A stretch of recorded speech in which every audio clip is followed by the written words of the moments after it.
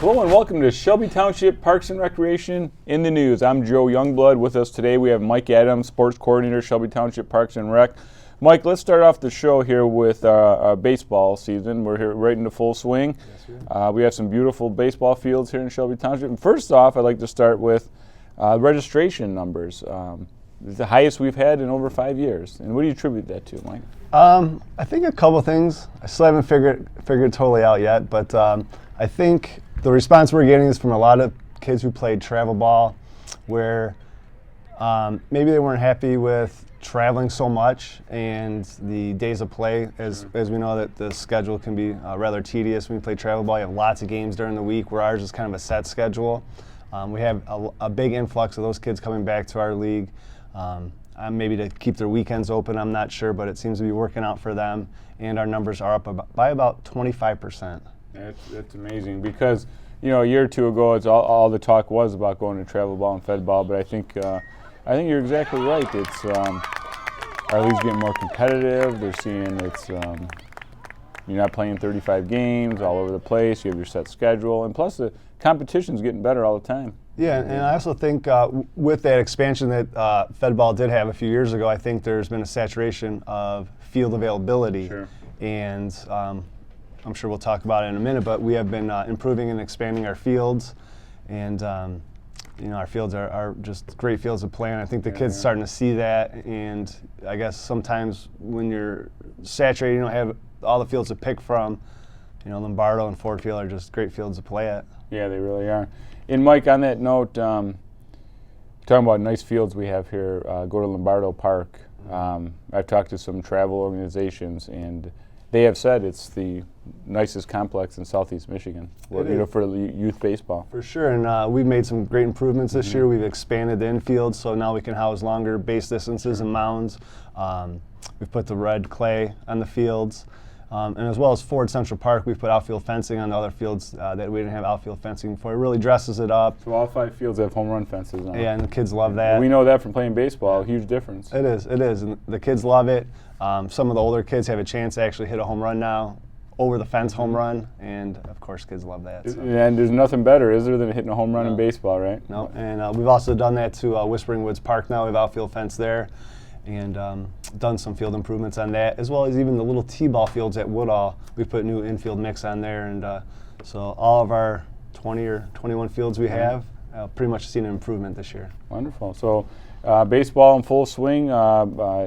Switching gears to our adult softball league over at May Stecker. Do we have any openings, or are we pretty much full at this point? Yeah, we are completely full, which I guess is a good thing. It is. But we do have a second season. We do, and already getting a lot of teams who missed the boat, getting into other municipalities that maybe were at Liberty Park that closed down, already inquiring about second season. So we have second season in July, and start registration in June for that.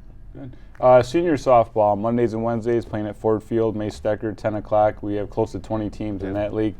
If we have any single residents or non-residents interested in playing, call our office and you can pass their name on to the league coordinator for that. Yep, there's 3 league coordinators depending on what level they want to play on, and we can get them that information. We'll give them email or phone number. Some of the leagues play at Ford Central, like you said. Some play at May Stecker Parks, and that's the different levels. So it depends what level they're looking for. Very good. So there's the update we have from Mike Adams from baseball. And at this time, I wanted to talk about, we have beautiful trails here in Shelby Township. And at this time, we're going to take a look at some of the footage.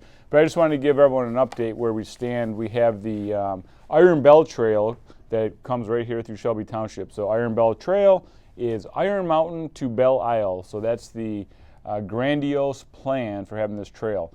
We're concentrating on our area here in Shelby Township. There's construction underway currently, which will be on the south side of the Macomb Orchard Trail, which is just south of 24 Mile Road, east side of DeQuinder. This will traverse south along the east side of DeQuinder in front of Roberts Elementary down to 23 Mile Road, cross at the light to the south side of 23 Mile Road, and it will venture into Gene Shepherd Park. There we have a pathway connecting. So that's just the section we're working on now. And just to talk a little bit about some of the updates of where we stand, the River Bends to Utica section, which is in 22 Mile Road, was completed in fall 2015 and was constructed using a high priority funding which is Michigan TAP funds, and monies from both Shelby Township and the city of Utica. This trail segment is about 0.65 miles long with Shelby Township and is part of the overall Iron Bell Trail, as I mentioned. It was constructed on a 10-foot wide asphalt pathway, and this portion of the trail within Shelby Township is completely within Riverbends Park and is a scenic trail, as you can see from this, the videos we are seeing right now. The next section, as I mentioned when we started off the trail section, is the Gene Shepherd Park to Macomb Orchard Trail, and we received 2 grants for this. It's Michigan Natural Resource Trust Fund Development Grant, which was $210,686, and a Michigan Department of Transportation, also known as TAP grant, for $272,333. And we have Macomb Department of Roads for construction, engineering, and inspection for $58,000. So putting those funds together, and what comes out, a beautiful section of trail. And as you can see from the Macomb Orchard Trail here in Shelby Township, the amount of use that we have in pathways in Shelby Township is amazing. And it is something that definitely improves our quality of life living here in Shelby Township. When you have safe pathways that traverse throughout the township, it is something special. Your whole family can go up there, mom, dad, young children, and you have safe crosswalks. There's not driveways that you have to worry about crossing, and the majority, at least in Shelby Township, when you go from 24 Mile Road up to 25 in Shelby Road, and then you have the light there to cross that, then 25 in Shelby to 26 in Mound, there's no driveways you're crossing, there's no schools, there's no cars pulling out. It's a safe pathway, and that's what we want to have. We want to have safety for our residents here in Shelby Township. It's a beautiful 10-foot paved asphalt pathway. You have rollerbladers, walkers, joggers, bikers, just a beautiful addition to the community. So we're very excited about this, and all we're doing is we're adding to this feature of the 10-foot asphalt pathway in Shelby Township. So we will definitely keep everyone updated as we move on with the trails. And then on a slightly different note, we have other trails. We have close to 7 miles of mountain bike trails in Riverbends Park. Thanks to Cramba and our maintenance staff here at Shelby Township Parks and Rec for building and maintaining these trails. We do have maps. It's a 22-mile entrance of Riverbends Park, and it's all cut through the woods.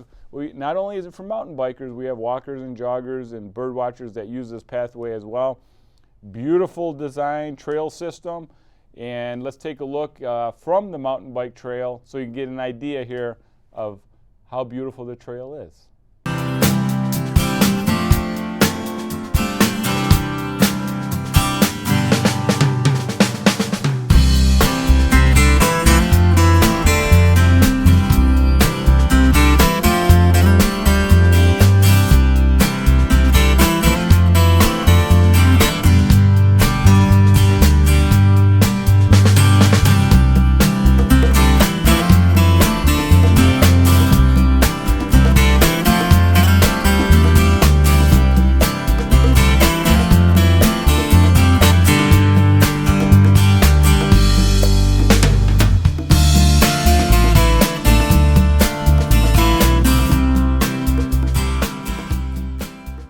As you can see from the wonderful footage that we have of our trail system, we're very excited, and we'll keep our residents updated with all of our new trail systems here in Shelby Township.